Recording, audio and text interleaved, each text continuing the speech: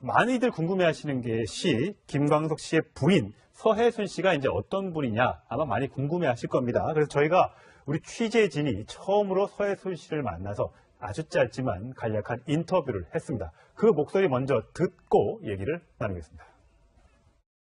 대법원 판결 받으실 때 따님분 그 사망 숨기셨다고 자꾸 기사가 떴는데 그거는 왜 그러신지 해명만 그거는 이유만 말씀해 주세요. 안 숨기셨다고요? 네. 딸의 죽음을 놓고 이제 굉장히 진실 공방으로 벌어지고 있습니다. 그러니까 남편의 죽음도 석연치 않지만 딸이 폐렴으로 죽은 것도 좀 이상하다. 또 그 사실을 본인 친가 쪽은 물론이고 본인의 어머니, 그러니까 김광석 씨로 따지면 장모님한테까지도 숨겼다. 이러면서 지금 의혹이 증폭이 되고 있어요. 그러니까 이게 지금 김광석 씨의 딸 서연 양이 이제 사망을 한 게 2007년 12월 23일입니다. 그날 급성 폐렴 증세를 호소해서 119에서 싣고 가서 병원에 도착해서 치료를 받다가 당일날 사망을 했어요. 그런데 통상적으로 요즘에 의료 수준으로 봤을 때 폐렴을 앓고 있다가 당일날 사망하는 경우는 거의 없습니다. 그러다 보니까 무언가 이상하다가 출발점이었던 거고요. 그래서 경찰도 그 당시에 굉장히 이상했었나 봐요. 웬만하면 이런 경우에 부검 잘 안 합니다. 근데 경찰에서 부검 의뢰를 해서 부검을 했는데 특별한 특이 소견이 나오질 않았어요. 그래서 이제 그 당시에 사건이 종료가 됐던 건데 지금 말씀하셨던 것처럼 문제는 그 당시에 이 지금 김광석 씨의 친가 쪽하고 서혜순 씨하고 소송 중이었거든요.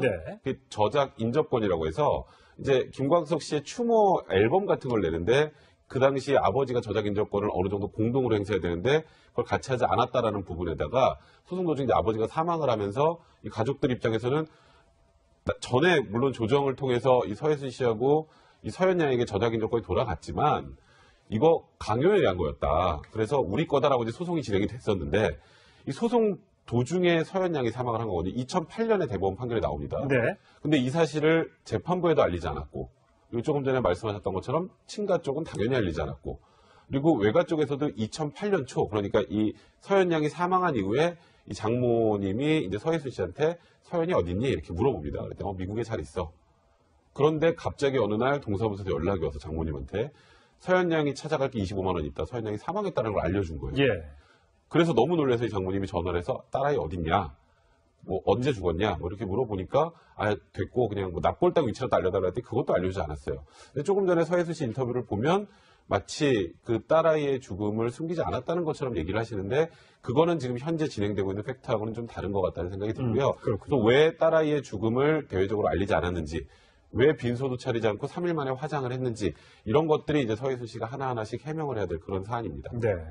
네, 일단 서혜순 씨가 본격적으로 조금 해명을 하겠다고 했으니까 좀 지켜봐야 될 것 같은데 지금 방금 말씀하신 것처럼 가장 수상한 부분이 저거거든요. 그러니까 시댁은 이해되는데 왜 친정 어머니를 숨겼냐.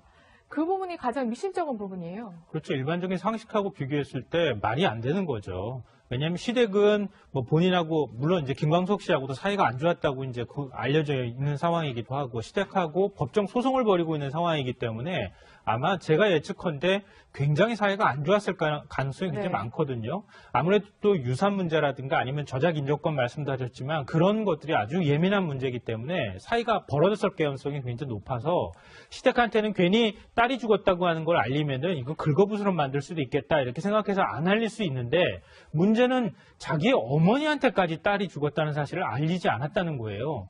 근데 또 이 미심쩍은 부분이 그 서혜순 씨 어머니가 지금 서혜순 씨 딸 이제 서연 양이 사망한 시점이 2007년 12월이었단 말이에요. 2008년 봄에 딸 집에 찾아갔는데 딸이 문을 안 열어주더라는 거죠. 아, 그래요? 네. 그러니까 왜 문을 안 열어줬을까 그랬는데 나중에 딸이 어머니 이제 그 당시에 이제 딸이 그 서연 양이 죽었다는 사실을 알리지 않았다는 거죠. 그러니까 이게 어머니를 못 들어오게 하면서 딸이 죽었다는 사실조차 알리지 않을 만한 뭔가 특별한 사유가 있는 것이냐. 나중에 그 서혜순 씨 어머니가 동사무소에서 통보를 받고서야 내 손녀가 죽었다는 사실을 알게 만들 정도의 뭔가 숨길 만한 이유가 있었던 거냐. 이런 부분에서 자연스럽게 의혹이 생길 수밖에 없는 거죠. 근데 이게 딸과 또 김광석 씨의 사망과는 또 좀 차이가 있는 게요. 그 김광석 씨의 장모 같은 경우는 동아일보의 인터뷰에서 우리 사위가 밤마다 부엌에 있던 식기를 깨트렸고 했고 가정부가 곤욕을 치른다는 말을 들었답니다. 물론 이걸 딸한테 들었는지는 모르겠습니다만 그만큼 그때 정신 상태가 조금 불안정했었다.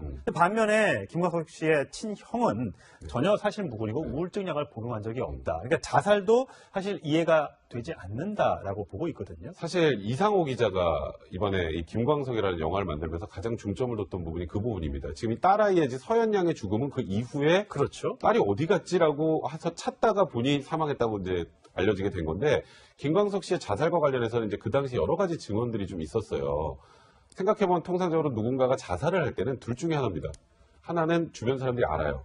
그러니까 자살하고 나면 저 사람이 계속 저렇게 불안해하고 우울해하다가 결국은 자살했구나라고 일반적으로 생각을 하죠.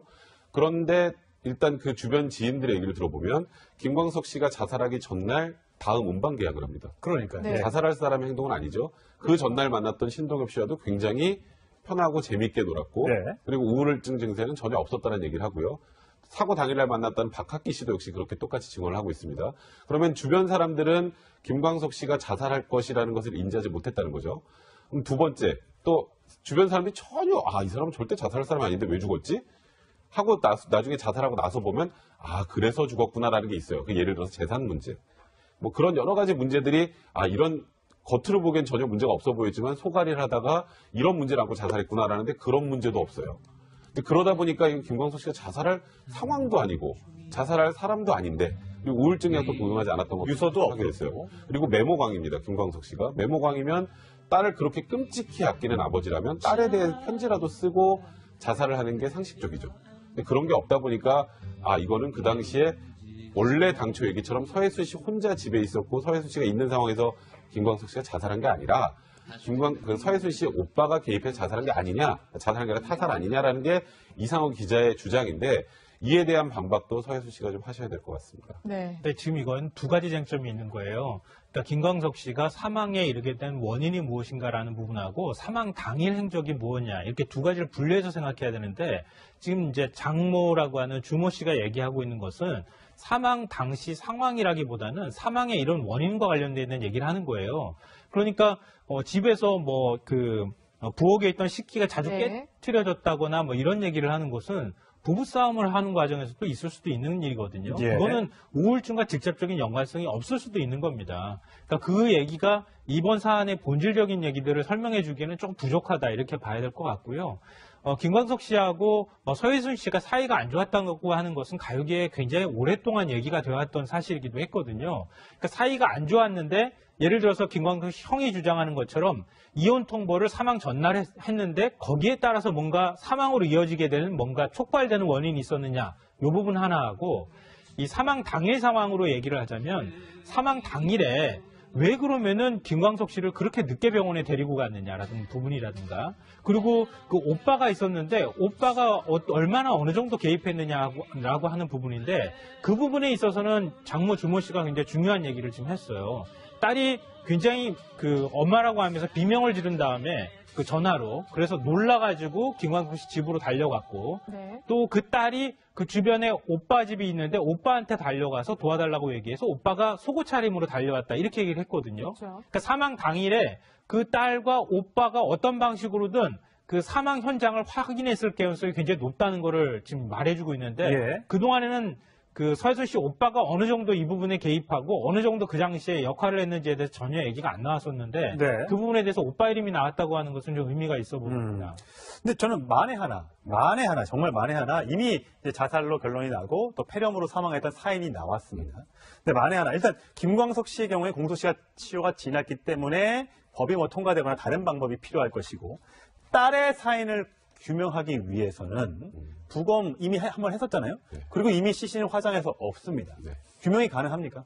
그러니까 일단 김광석 씨 거부터 짧게 말씀드리면 김광석법은 통과가 좀 어려울 겁니다. 왜냐하면 태완이법이라고 해서 우리 공소시효가 폐지됐잖아요. 네. 살인죄가. 근데 아이러니한 건 태완이법이라는 제목을 가지고 있는데 태완이는 해당 사항이 없었어요. 그러니까 이미 완성된 공소시효는 건드리기가 좀 어렵습니다. 네. 그래서 그걸 건드리게 되면 막말로 과거에 있었던 개구리 소년 사건도 다 다시 해야 돼요. 예. 이제 그 부분은 그래서 현실적으로 어려우니까 그래서 김광석 씨 유족 측에서도 김광석 씨의 사망에 관련된 것보다는 이 딸 서현이의 죽음과 관련해서 지금 고소를 한 거잖아요. 그게 왜냐하면 저작권료와 관련이 있는 거 아니겠습니까? 이미 딸이 살아있으면 나중에 성인이 되면 그게 딸한테 갈 것이고 그 딸한테 가면 그게 어쨌든 일부를 뭐 친가 쪽이나 이렇게 나눠 가질 수도 있을 텐데 이미 딸이 죽었기 때문에 그 저작권료와 관련된 게 전부 다 엄마한테 넘어가게 되는 거죠. 전부 다 상속을 그러니까 받고 딸의 사인이 정말 중요하게 된 거죠. 네, 그렇죠. 고소 측 입장에서는. 네, 그렇죠. 그러니까 그런 부분 때문에 지금 말씀하셨던 것처럼 이 서현 양의 죽음이 석연치 않다는 거, 폐렴 걸려서 당일날 사망도 이해가 안 되고, 그러니까 사실상 방치했던 것 아니냐. 방치하면 살인죄가 되지 않는다고 하더라도 유기치사죄는 충분히 가능하단 말이에요. 아동 학대의 예. 문제도 생길 수 있고, 이제 그런 부분들을 조사하겠다는 게 지금 일단 경찰의 입장입니다.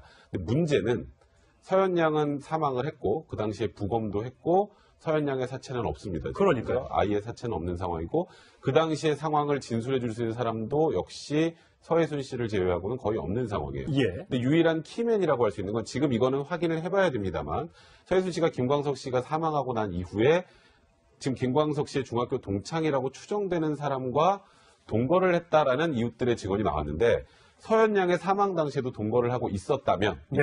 즉 가정입니다. 그랬다면 서현 양의 사망 과정을 알 수 있는 사람이 서혜순 씨를 제외하고 한 명이 더 생긴 거죠. 그러면 그 동거를 했다라는 분이 이제 인적사항이 확인이 된다면 그분을 불러서 전체적으로 서현 양이 사망하기 전에 이 서혜순 씨와 이 집안에서 어떤 일이 있었는지를 묻는 정도 수준이 될 텐데, 예. 과연 근데 그런 부분만을 가지고 과거에 좀 어찌 보면 좀 미흡한 수사였던 거죠. 그렇죠. 수사 과정을 뒤집을 수 있을지는 사실 좀 의문이 드는 게 사실입니다. 예. 네. 이 부분도 짚어봐야 될 것 같은데 가수 아이유 씨가 그래서 김광석 씨 노래를 음반에서 빼기로 했다고 하는데 이거 왜 이렇게 결정을 한 거죠? 그러니까 아이유 씨 입장에서는 굉장히 네. 아마 심리적인 부담이 됐을 것으로 보이는데요. 아이유 씨가 이제 10월에 발매하려고 했던 앨범의 리메이크 앨범이거든요. 김광석 씨의 예, 노래를. 김광석 네. 씨 잊어야 한다는 마음으로 아마 아시는 분들 굉장히 많을 것 같은데 그 노래를 리메이크해서 넣으려고 했던 거죠. 근데 지금 이제 김광석 씨의 사연이라든가 아니면 딸의 죽음을 둘러싸고 굉장히 의혹들이 많이 불거지는 상황에서 그렇죠. 이걸 또 다시 리메이크해서 넣으면 이 고인에 대한 그 예의도 아닐 뿐더러 또 다른 어떤 그 논란을 불러일으킬 소지가 있기 때문에 이번에는 이 앨범에 이 노래를 넣지 않겠습니다 이렇게 발표를 한 거죠. 네. 네. 사실 알겠습니다. 좋은 노래가 많이 불렸으면 좋았을 텐데 또 아이유 씨가 재해석해서 불러주면 더 좋을 텐데 최근의 상황이 그렇게 이제 노래를 다시 부르기에는 좀 엄중한 상황인 것 같습니다. 어쨌든 이런 부분에 대해서 한 점 의혹이 없도록 경찰이 좀 잘 좀 수사를 다시 해줬으면 좋겠습니다. 많이들 궁금해하시는 게 김광석 씨의 부인 서혜순 씨가 이제 어떤 분이냐 아마 많이 궁금해하실 겁니다. 그래서 저희가 우리 취재진이 처음으로 서혜순 씨를 만나서 아주 짧지만 간략한 인터뷰를 했습니다. 그 목소리 먼저 듣고 얘기를 나누겠습니다. 대법원 판결 받으실 때 따님분 그 사망 숨기셨다고 방금 기사가 떴는데 이거는 왜 그러신지 해명만. 그거는 이유만 말씀해 주세요. 안 숨기셨다고요? 네. 딸의 죽음을 놓고 이제 굉장히 진실 공방으로 벌어지고 있습니다. 그러니까 남편의 죽음도 석연치 않지만 딸이 폐렴으로 죽은 것도 좀 이상하다. 네. 또 그 사실을 본인 뭐 친가 쪽은 물론이고 본인의 어머니, 그러니까 김광석 씨로 따지면 장모님한테까지도 숨겼다. 네. 이러면서 지금 의혹이 증폭이 되고 있어요. 그러니까 이게 지금 김광석 씨의 딸 서현 양이 이제 사망을 한 게 2007년 12월 23일입니다. 네. 그날 급성 폐렴 증세를 호소해서 119에서 싣고 가서 병원에 도착해서 치료를 받다가 당일날 사망을 했어요. 네. 그런데 통상적으로 혜순 씨한테 서현이 어딨니? 이렇게 물어봅니다. 그랬더니 미국에 잘 있어. 그런데 갑자기 어느 날 동사무소에서 연락이 와서 장모님한테 서현 양이 찾아갈 게 25만 원 있다. 서현 양이 사망했다는 걸 알려준 거예요. 예. 그래서 너무 놀라서 이 장모님이 전화를 해서 딸아이 어딨냐? 뭐 언제 죽었냐? 뭐 이렇게 물어보니까 됐고 그냥 뭐 납골당 위치라도 알려달라 했더니 그것도 알려주지 않았어요. 근데 조금 전에 서혜수 씨 인터뷰를 보면 마치 그 딸아이의 죽음을 숨기지 않았다는 것처럼 얘기를 하시는데 그거는 지금 현재 진행되고 있는 팩트하고는 좀 다른 것 같다는 생각이 들고요. 그렇군요. 또 왜 딸아이의 죽음을 대외적으로 알리지 않았는지, 왜 빈소도 차리지 않고 3일 만에 화장을 했는지 이런 것들이 이제 서혜수 씨가 하나하나씩 해명을 해야 될 그런 사안입니다. 네. 네, 일단 서혜순 씨가 본격적으로 조금 해명을 하겠다고 했으니까 좀 지켜봐야 될 것 같은데 지금 방금 말씀하신 것처럼 가장 수상한 부분이 저거거든요. 네. 그러니까 시댁은 이해되는데 왜 친정 어머니를 숨겼냐. 그 부분이 가장 미심쩍은 부분이에요. 그렇죠. 일반적인 상식하고 비교했을 때 말이 안 되는 거죠. 왜냐하면 시댁은 뭐 본인하고 물론 이제 김광석 씨하고도 사이가 안 좋았다고 이제 알려져 있는 상황이기도 하고 시댁하고 법정 소송을 벌이고 있는 상황이기 때문에 아마 제가 예측컨대 굉장히 요즘에 의료 수준으로 봤을 때 폐렴을 앓고 있다가 당일날 사망하는 경우는 거의 없습니다. 근데 그러다 보니까 무언가 이상하다가 출발점이었던 거고요. 그래서 경찰도 그 당시에 굉장히 이상했었나 봐요. 웬만하면 이런 경우에 부검 잘 안 합니다. 근데 경찰에서 부검 의뢰를 해서 부검을 했는데 특별한 특이 소견이 나오질 않았어요. 그래서 이제 그 당시에 사건이 종료가 됐던 건데 네. 지금 말씀하셨던 것처럼 문제는 그 당시에 이 지금 김광석 씨의 친가 쪽하고 서혜순 씨하고 소송 중이었거든요. 네. 그 저작 인접권이라고 해서 이제 김광석 씨의 추모 앨범 같은 걸 내는데 그 당시에 아버지가 저작 인접권을 어느 정도 공동으로 행사해야 되는데 그걸 같이 하지 않았다라는 부분에다가 소송 도중에 이제 아버지가 사망을 하면서 이 가족들 입장에서는 전에 물론 조정을 통해서 이 서혜순 씨하고 이 서현 양에게 저작 인접권이 돌아갔지만 이거 강요에 의한 거였다. 그래서 우리 거다라고 이제 소송이 진행이 됐었는데 이 소송 도중에 서현 양이 사망을 한 거거든요. 2008년에 대법원 판결이 나옵니다. 네. 근데 이 사실을 재판부에도 알리지 않았고 그리고 조금 전에 말씀하셨던 것처럼 친가 쪽은 당연히 알리지 않았고 그리고 외가 쪽에서도 2008년 초 그러니까 이 서현 양이 사망한 이후에 이 장모님이 이제 사이가 안 좋았을 가능성이 굉장히 네. 많거든요.